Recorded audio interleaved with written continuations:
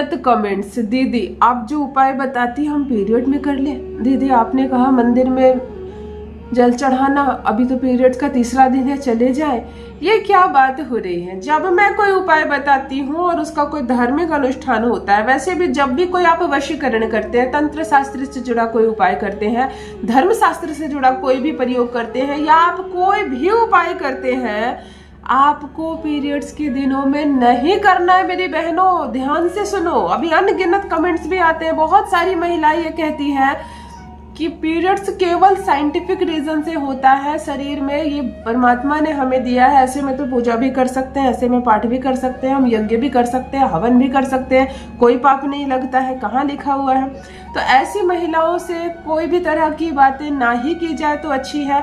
हम अपने वैदिक सनातन शास्त्र में जो भी हमारा लिखा हुआ है उसे हम किसी भी कीमत पर धूमिल नहीं कर सकते हैं।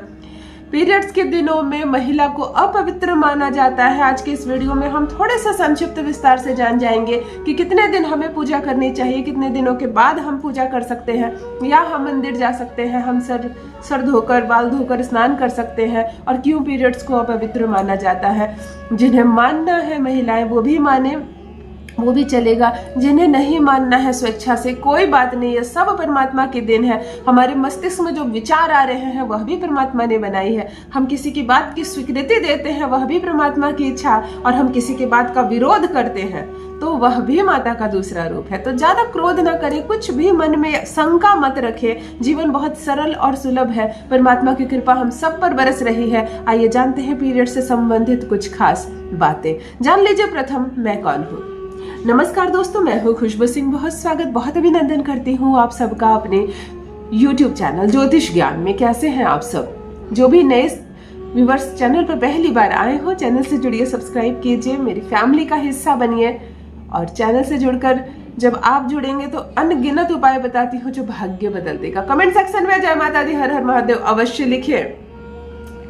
पीरियड्स जो होता है इसके पीछे का रीजन है, साइंटिफिक रीजन जो है वो तो है। हमारा शास्त्र कहता है कि जब इंद्र भगवान ने ब्रह्म हत्या की तो 4 भागों में, उनको सजा तो नहीं मिली, 4 भागों में इस हत्या को 4 अन्य अलग अलग जगहों में बांट दिया गया, जो एक जगह महिलाओं ने ली, जिसे रजस्वला के दिन यानी पीरियड्स के दिन कहते हैं।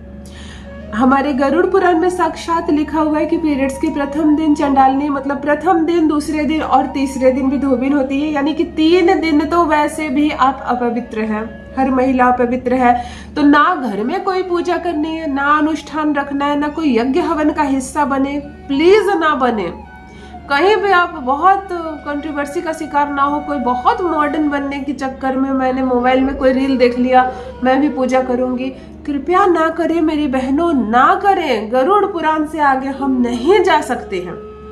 3 दिन तो वैसे भी आपको ना ही किसी मंदिर में कदम रखना है, ना पूजा पाठ का कोई सामग्री को छूना है। अब जमाना बदल गया है, लोग खाना बना रहे हैं, घर का सारा काम कर रहे हैं, लेकिन पहले के जमाना में भोजन बनाने की चीजों को भी नहीं छूनी थी।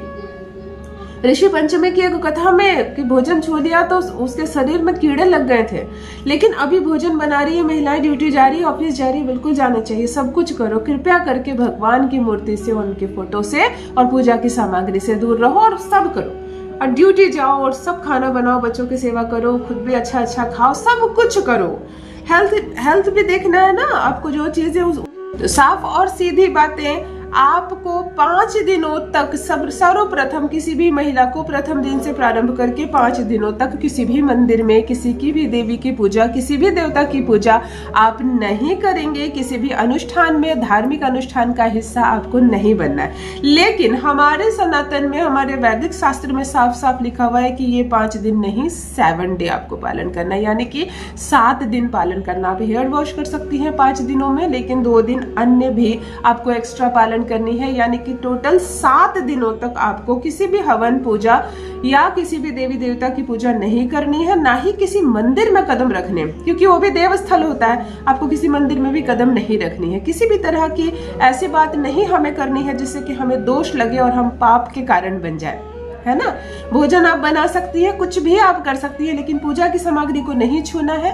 और सबसे बड़ी बात है कि आपको मानना है तो मानिए और नहीं मानना है तो नहीं मानिए, जैसी भी बातें अप्लाई होती है महिलाओं पर।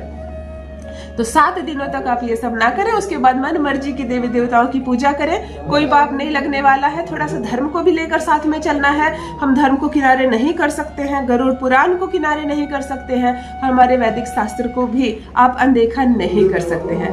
तो आप भी अपना अनुभव मेरे साथ अवश्य साझा करें। अपना ख्याल रखिए, अपनों का ख्याल रखिए, प्रसन्न रहिए, मन मर्जी की पूजा कीजिए, परमात्मा की कृपा बरसे आप पर, आपके परिवार पर, सुखी रहिए। लेकिन महिलाएं पीरियड्स के दिनों में, मासिक के धर्म के दिनों में कृपया 7 दिनों तक पूजा पाठ नहीं करेंगे। क्लियर हो गया? और वशीकरण और तंत्र शास्त्र से जुड़ा कोई भी उपाय जिसमें किसी भी सामग्री का प्रयोग होता है या पूजा पाठ से संबंधित चीजों का प्रयोग होता है, आप इसका भी पालन करेंगे और 7 दिनों तक इनसे दूर रहें। अपना अनुभव मेरे साथ भी अवश्य साझा करें। बहुत बहुत धन्यवाद।